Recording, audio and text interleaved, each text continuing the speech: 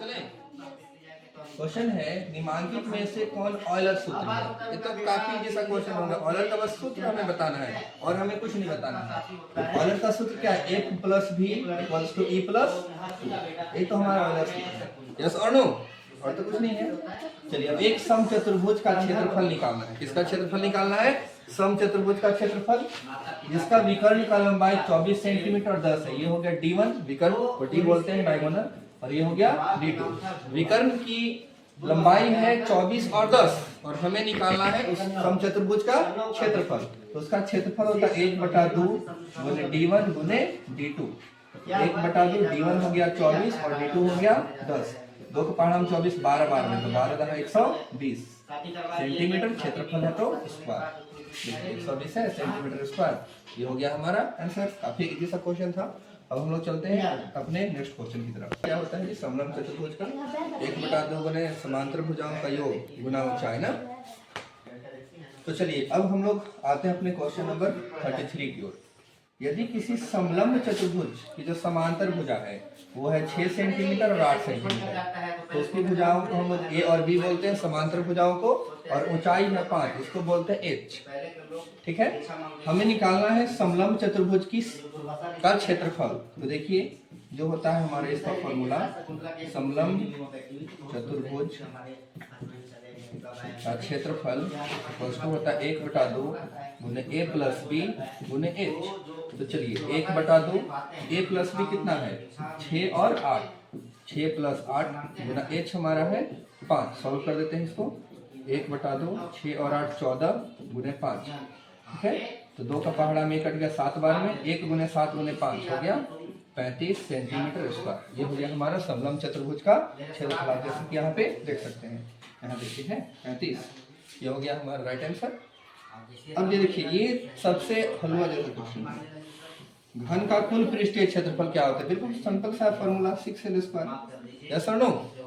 और अगर घन का वक्र पृष्ठीय होता है या पार्श्व पृष्ठीय तो फॉरन हो जाता। चलिए ये सारा क्वेश्चन मेंसुरेशन का है। ठीक है। इधर आपको फॉर्मूला आपके माइंड में होना चाहिए, क्वेश्चन को आपको अच्छे से समझना होगा, तब जा करके आप इन सभी क्वेश्चंस को अच्छे से बना सकते हैं। तो चलिए अब 35 नंबर। एक बेलन की त्रिज्या है 14 सेंटीमीटर। एक बेलन है जिसकी त्रिज्या तो उसको हम R बोलते हैं। ये हो गया 14 सेंटीमीटर। ऊंचाई है 10 सेंटीमीटर। एच हो गया 10 सेंटीमीटर। हमको निकालना है बेलन का वक्र पृष्ठीय क्षेत्रफल। तो बेलन का वक्र पृष्ठीय क्षेत्रफल होता है 2πRh। ठीक है। बेलन का वक्र पृष्ठीय क्षेत्रफल का फॉर्मूला होता है 2πR। इसका फॉर्मूला ये हो गया।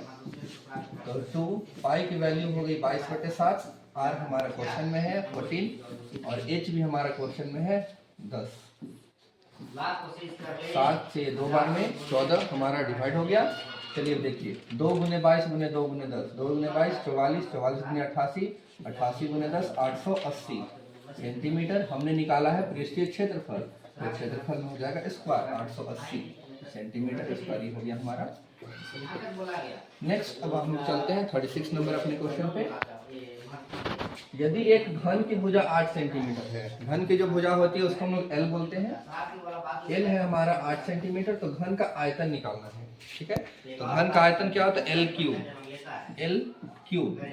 L है 8 गुने 8 गुने 8 8 64 64 गुने 8 512 सेंटीमीटर। जब भी आयतन निकलेगा तो क्यूब होता है। ये हमने आपको ऑलरेडी पढ़ाया है। नेक्स्ट 512 यहाँ देखिए।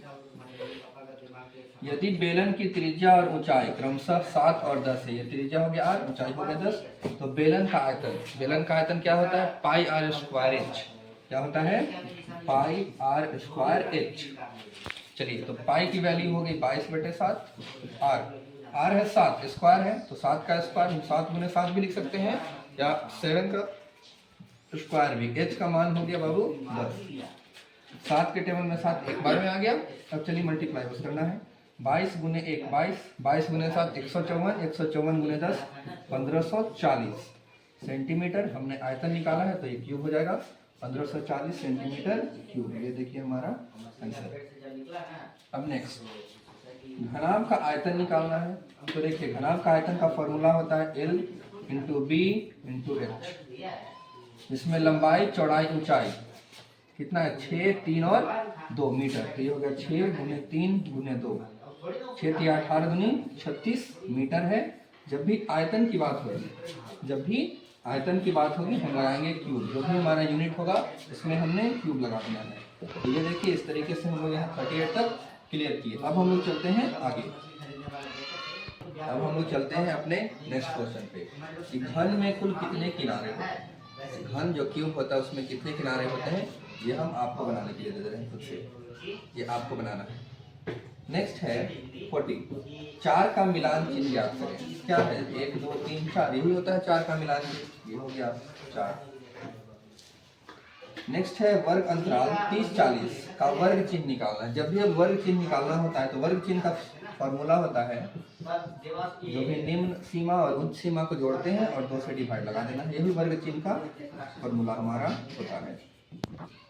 वर्ग चिन्ह का फॉर्मूला है निम्न अंतराल उच्च अंतराल बटा 2 जोड़ करके, तो हो गया 70/2, इसका हो गया 35। देखिए हमारा इसका आंसर वर्ग अंतराल 20 30 की माप मीन्स अंतर कितना उसमें, तो 20 और 30 में कितना का अंतर है, तो 10 का अंतर है। अब नेक्स्ट आंकड़ों के सबसे बड़े, जो सबसे बड़ा होता है और जो सबसे छोटा हमारा प्रेक्षण होता है उसके अंतर को क्या कहते हैं। सबसे बड़े वाले में से हम सबसे छोटे वाले को घटाते हैं तो उससे हम लोग परिसर का मान निकालते हैं।